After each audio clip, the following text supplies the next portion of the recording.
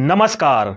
अगर आप एक जिंदा इंसान हैं और अगर आपको लगता है कि जीवन में आपको या आपके माता पिता, भाई बहन या रिश्तेदार कभी भी किसी भी हॉस्पिटल में एडमिट हो सकते हैं या किसी डॉक्टर के पास जाने की जरूरत पड़ सकती है, तो इस वीडियो को एक सेकंड भी स्किप मत करना और पूरा वीडियो देखना, क्योंकि इन डॉक्टरों के अगले शिकार आप न हो जाएं। उससे पहले पूरी सच्चाई जानकर पहले से ही सतर्क हो जाइए। दोस्तों, उत्तर प्रदेश और बिहार के अस्पतालों या डॉक्टरों की सच्चाई जानकर आपके पैरों तले जमीन खिसक जाएगी। अगर आप यूपी बिहार के नहीं हैं तब भी इस वीडियो को जरूर देखना, क्योंकि पूरे भारत का यही हाल है। दोस्तों, बिहार के मरीजों का यूपी के अस्पतालों में सौदा किया जा रहा है। एजेंट का सामान्य मरीज भेजने पर टोटल बिल पर 40% और सीरियस मरीजों के लिए 30,000 रुपए का रेट फिक्स है। वेंटिलेटर पर मरीजों की सांस बढ़ी तो कमीशन भी बढ़ता जाएगा। दवा और जांच के साथ बेड तक के रेट फिक्स हैं। दलालों की सेटिंग ऐसी है कि मरे हुए आदमी को भी घंटों वेंटिलेटर पर रखा जाता है। इस पूरे स्कैम में छोटे बड़े प्राइवेट और सरकारी अस्पतालों के साथ जांच वेंडर्स भी शामिल हैं। इसका मतलब है, अगर आप हॉस्पिटल में गए तो पैसों के रूप में आपका खून चूसते रहेंगे ये डॉक्टर्स, और आपको पता ही नहीं चलेगा। आपको लगेगा कि हाँ, हमारा तो इलाज चल रहा है, लेकिन आप इस सच्चाई से अनजान रहेंगे।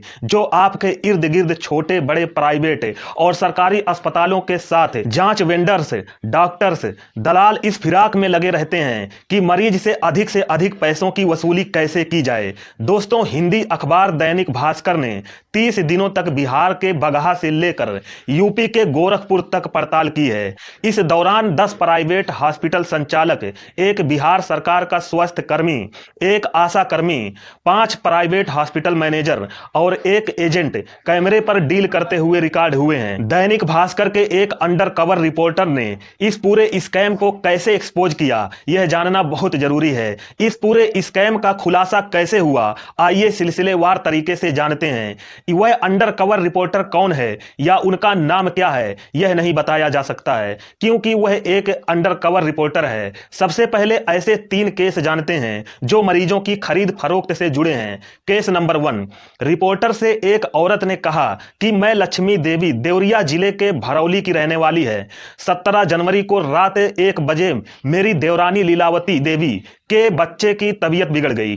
उसे 108 एम्बुलेंस से गोरखपुर के बीआरडी मेडिकल कॉलेज में भर्ती कराने लेकर आई। वहां के डॉक्टरों ने बताया कि अभी वेंटिलेटर खाली नहीं है, 2 दिन इंतजार करना पड़ेगा। इस बात पर 108 एम्बुलेंस के ड्राइवर ने कहा कि बच्चे को अर्पित हॉस्पिटल में भर्ती करवा दो, और इंतजार किया तो बच्चा मर जाएगा। उन्होंने कहा कि वह उसकी बातों में आ गए।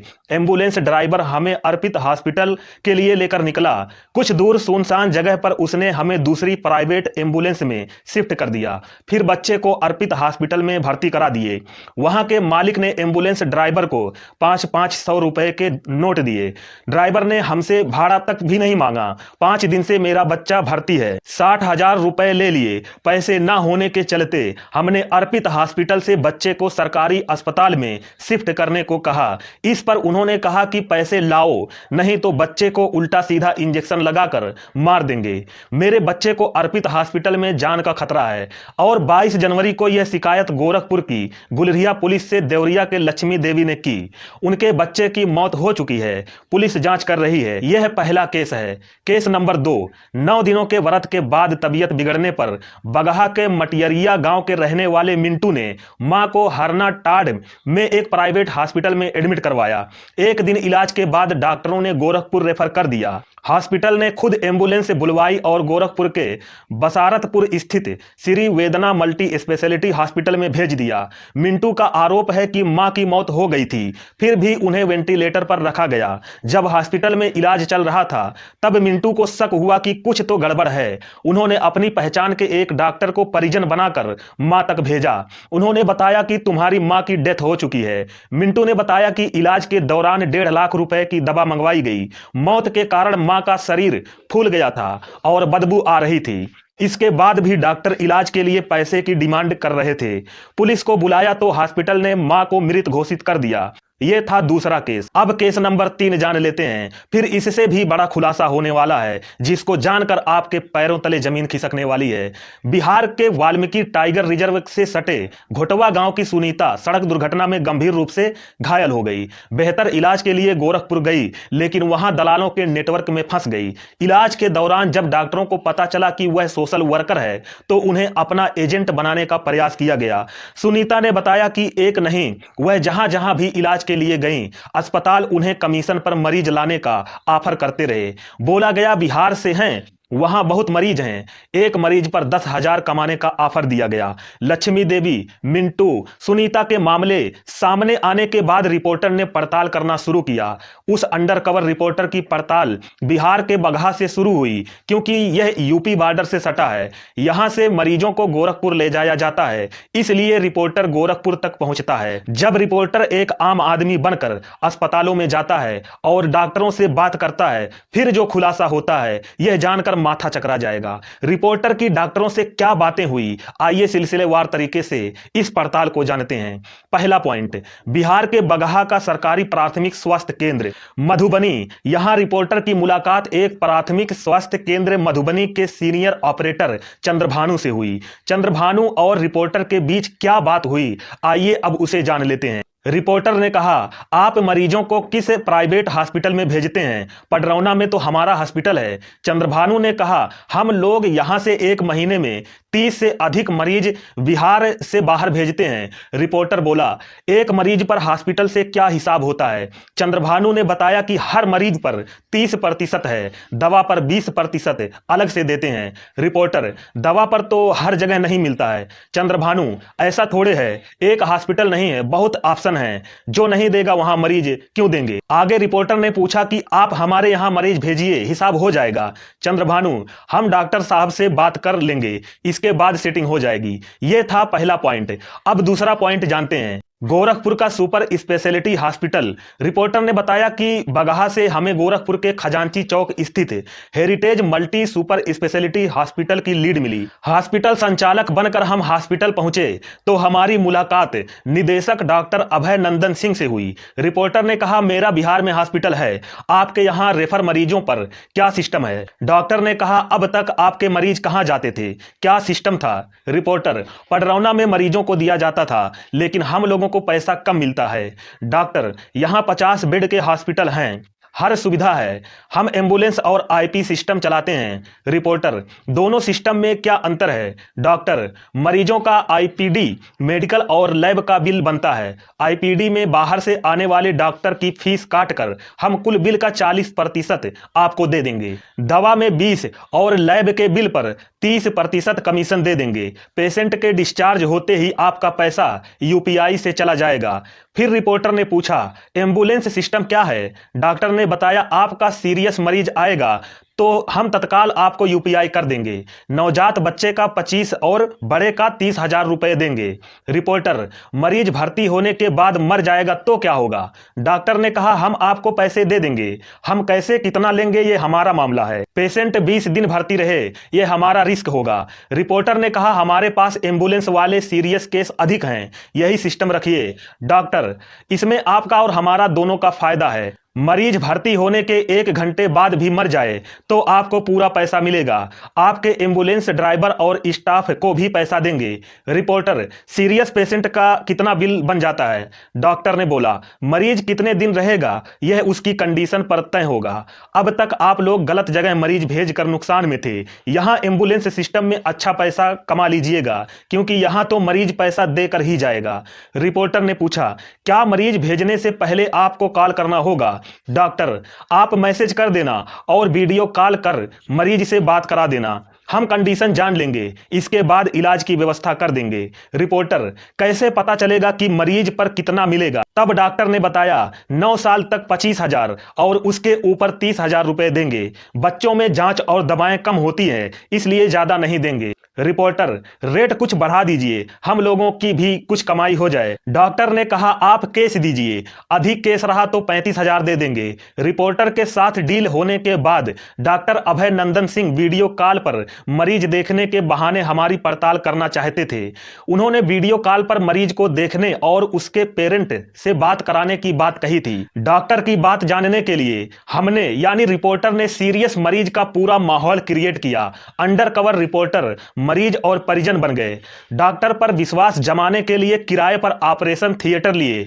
डॉक्टर को वीडियो कॉल किया और जब उन्हें भरोसा हुआ तो मरीज के पहुंचते ही 30,000 रुपए यूपीआई करने की बात कही। फिर रिपोर्टर और डॉक्टर के बीच बात हुई। रिपोर्टर ने कहा, सर वीडियो में देखिए मरीज एक्सीडेंट में काफी सीरियस है। डॉक्टर ने कहा, आप जल्दी से अपनी एम्बुलेंस से मेरे हॉस्पिटल भेज दीजिए। रिपोर्टर ने आगे कहा, हमने भाई को एम्बुलेंस में मरीज के साथ भेज रहा हूं। डॉक्टर, ठीक है, आप कहिएगा तो भाई को कैश दे दूंगा, नहीं तो यूपीआई कर दिया जाएगा। रिपोर्टर, सर क्या करना होगा, क्या दवा देकर भेजें? डॉक्टर, आप झटके यानी पैनिक अटैक का इंजेक्शन देकर ऑक्सीजन के साथ भेजिए। दोस्तों, क्या मरीजों को मौत के बाद भी हॉस्पिटल में एडमिट किया जाता है? इसकी सच्चाई जानने के लिए रिपोर्टर ने डॉक्टर सिंह से परिजन की मौत होने की बात कही। उस रिपोर्टर ने उन्हें बताया कि एम्बुलेंस में हमारा आदमी आ रहा है, वो आपको कॉल करेगा। रिपोर्टर ने डॉक्टर से कहा, सर मैं गोरखपुर के पास पहुंचा हूं, लेकिन मरीज की मौत हो चुकी है। परिवार वालों को अभी इसकी जानकारी नहीं है। डॉक्टर ने बोला, मरीज को ले आओ, घर वालों को समझा बुझाकर भेज दिया जाएगा, जो हिसाब होगा हो जाएगा। यह था दूसरा पॉइंट। अब जानते हैं तीसरा पॉइंट क्या है। तीसरा पॉइंट है गोरखपुर का गोरक्ष हॉस्पिटल। गोरखनाथ मंदिर से संचालित गुरु गोरखनाथ हॉस्पिटल गोरखपुर का प्रमुख हॉस्पिटल है।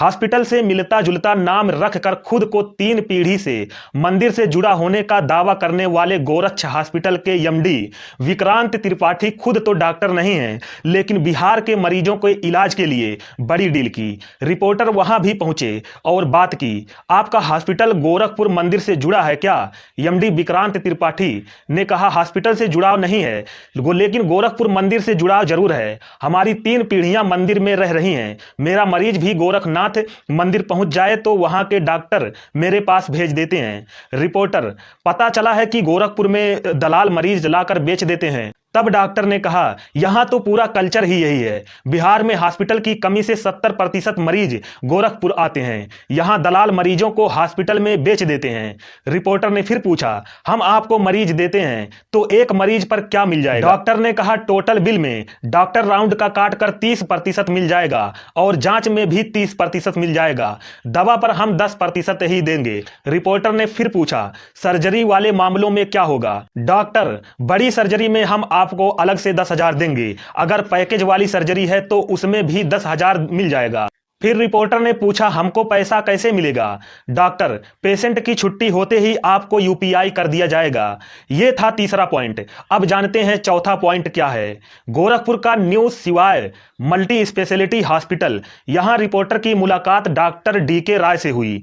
उन्होंने मुर्दों को वेंटिलेटर पर रखकर इलाज की पूरी प्लानिंग बताई। आइए अब मुर्दों को वेंटिलेटर पर रखकर इलाज करने वाले डॉक्टर का कबूलनामा जानते हैं। डॉक्टर राय के मुताबिक हर जिले में हमारी एम्बुलेंस है, आप मरीज दीजिए, आपको पैसा यूपीआई हो जाएगा। ट्रामा और एक्सीडेंटल केस में आप चाहिए तो कमीशन वाला लीजिए या फिर फिक्स ले लीजिए। जनरल सर्जरी पर ऑपरेशन चार्ज काटकर 38 से 30% दे देंगे, जबकि दवा और जांच पर अलग से देंगे। अगर न्यूरो सर्जरी का हुआ तो 40,000 तक ऑनलाइन कर दिया जाएगा। बड़ी सर्जरी पर 40 से 45,000 दे दिया जाएगा। अगर मरीज रास्ते में भी मर गया तो हम यहां जांच कराकर मैनेज करते हैं। आगे डॉक्टर ने कहा, मैं तो हर स्तर पर सहयोग करता हूं, मरीजों की मौत के बाद भी वेंटिलेटर पर रखा हूं। आगे डॉक्टर ने बताया, देवरिया में अंबे हॉस्पिटल है, वहां नंदलाल यादव शराब पीकर भी सर्जरी कर देते हैं। मरीज मर जाता है तो यहां भेज देते हैं, उनको भी मैनेज करके बचाया। डेड बॉडी को 2.5 घंटे वेंटिलेटर पर रखा। डॉक्टर राय ने बताया, एक बार कसया के अलशिफा हॉस्पिटल में डॉक्टर प्रशांत ने सर्जरी की थी, मरीज की मौत हो गई। डॉक्टर परेशान हो गए, लगातार डॉक्टरों की कॉल आने लगी। तब हमने 22 साल के मरे हुए मरीज को 2.5 घंटे तक वेंटिलेटर पर रखा था। 5,000 से अधिक की दवाएं लगवाई। इसके बाद डेथ सर्टिफिकेट जारी कर दिया गया। दोस्तों, यह है हमारे देश के डॉक्टरों का हाल। हालांकि सभी डॉक्टर ऐसे नहीं हैं, बहुत सारे डॉक्टर अच्छे भी हैं। आपको इस पूरी घटना से सीख लेना चाहिए। कभी भी हॉस्पिटल में जाएं या किसी डॉक्टर से मिलें तो सतर्क जरूर रहिएगा। इस पूरे स्कैम पर, इस पूरी घटना पर आपका क्या कहना है, कमेंट बॉक्स में लिख कर जरूर बताइएगा। आपसे रिक्वेस्ट है, कृपया हमारे चैनल को सब्सक्राइब करें और वीडियो को लाइक जरूर कर दीजिए। मिलते हैं अगली वीडियो में। नमस्कार।